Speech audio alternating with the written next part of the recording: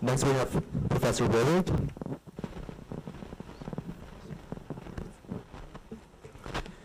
Thank you very much, and thank you very much for the chance to be part of your forum. This is really an impressive symposium that I've seen you've done a number of years now, and it's quite an undertaking, and thank you again to be part of this. I do have to give the usual caveat, since I work for the U.S. government, that my views are mine alone and do not represent those of the Navy or the Department of Defense. Well, barring any miscalculation in the next week or so, we hopefully will start to see some of the tension level come down, and we will have many scholars and analysts continue to look at trying to explain what happened, what North Korea's motivation has been, and to try to address some of those issues. But we also are starting to have a very important discussion, and I think this will continue greatly, as to what comes next. How do we go forward from this point from a policy perspective? And so I would like to take a few minutes to address some of the issues that I think are going to be important and perhaps difficult in regards to crafting some level of policy going forward, the degree of cooperation and collaboration that may entail, and difficulties in regards to U.S.-China cooperation in trying to address this very difficult policy issue. One point that I want to make before starting some of that is that a view that I have had over the last number of years is that you often hear analysts and others, as they talk about some of these issues, that we look at these various policies and very easy to critique these and say that they're not working and we need to find something different, and that there somehow seems to be a sense among some that, well, we just have to find that right policy and we will be able to come up with a solution that is going to fix this issue. And I think that is very, very difficult and very short-sighted, perhaps, that this is, as you well know, a very difficult policy issue, a very difficult challenge.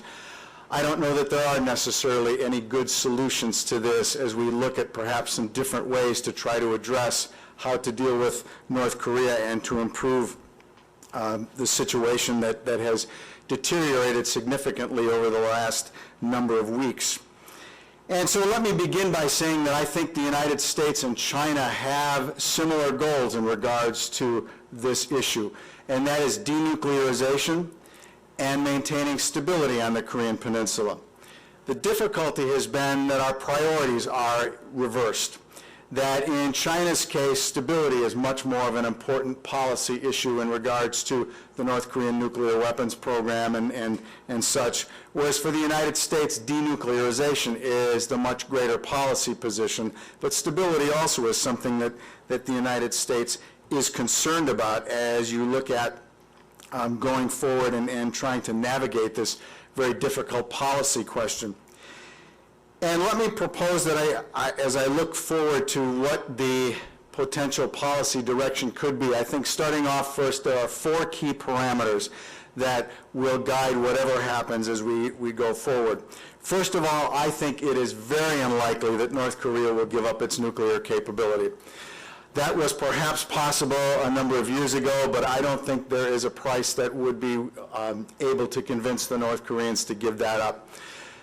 The nuclear weapons capability has become, in my view, a core element of their national security policy. I think they look at the examples of Libya and Iraq and realize or come to the conclusion that nuclear weapons, again, are a key element of being able to guarantee their security going forward.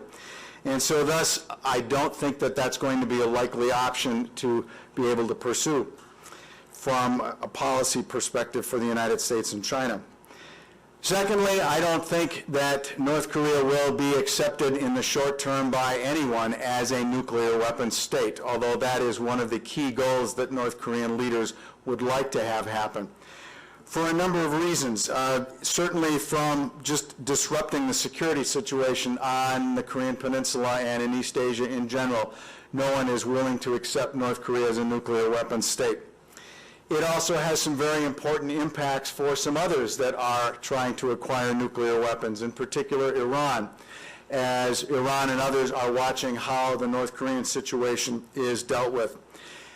And then lastly, there are some significant implications for the Nuclear Non-Proliferation Treaty and how that is impacted by a country like North Korea being able to maintain a nuclear weapons capability.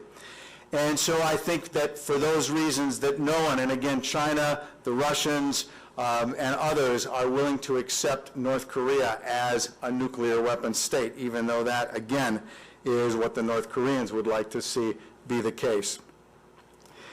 Lastly, or thirdly, I think it's unlikely at this stage that there will be any military action taken against North Korea's nuclear weapons program.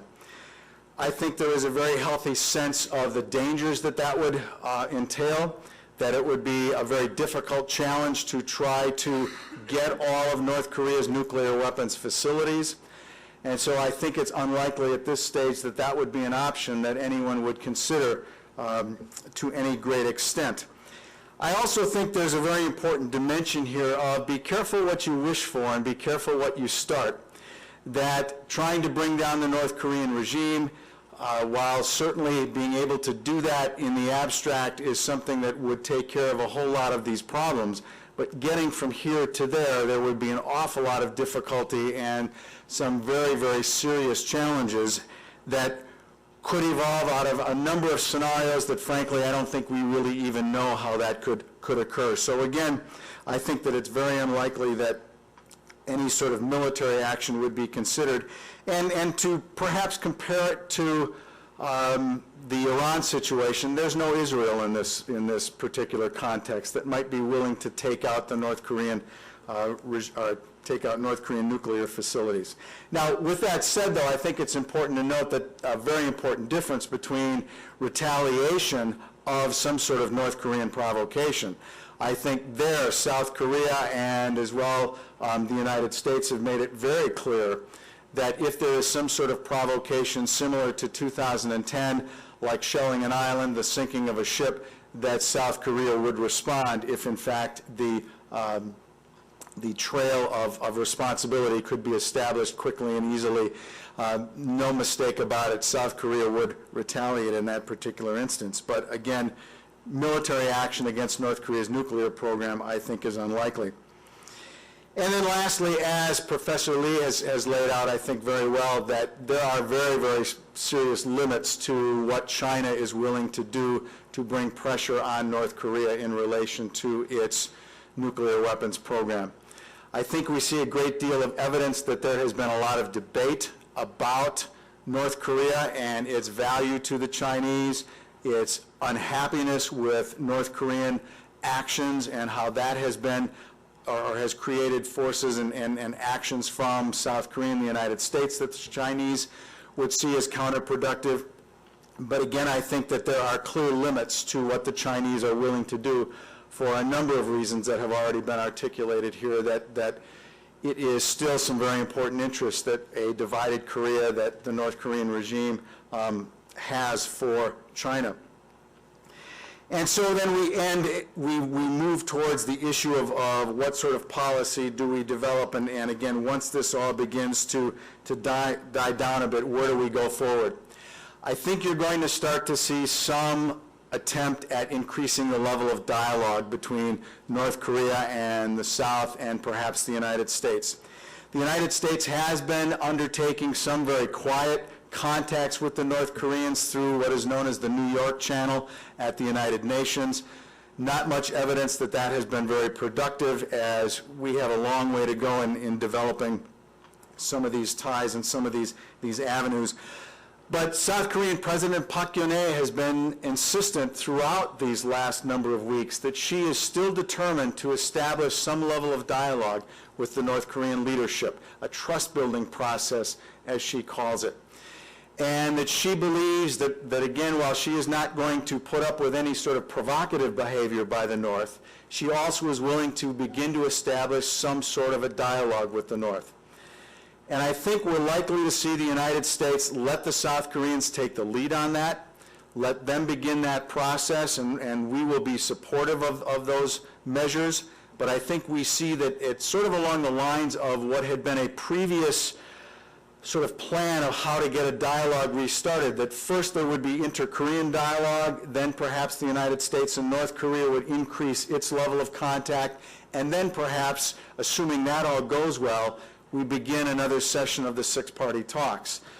So I think you are likely to see, again, after some of this dies down, because it is difficult to start some of these diplomatic measures under the current circumstances, but again, assuming that some of this will improve over the next couple of weeks, I think you will start to see South Korea begin that process, and I think that's a good move to begin to start that. But I certainly would not say that there is any great optimism that this is going to change things anytime soon. This is going to be a long, slow process, and I mean, we are talking about years, if at all, to see some level of progress, as the levels of mistrust on all sides are very high, very difficult issues to deal with, and I think we are looking at a long, hard slog here. But again, I think we're going to start to see perhaps some movement towards some level of engagement. I'll stop there. Thank you.